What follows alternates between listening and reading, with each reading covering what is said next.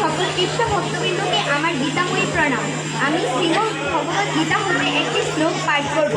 আমার গীতা পাঠে যদি কোনো ভুল ত্রুটি হয়ে থাকে তাহলে আপনারা দয়া করে ক্ষমার দৃষ্টিতে দেখবেন।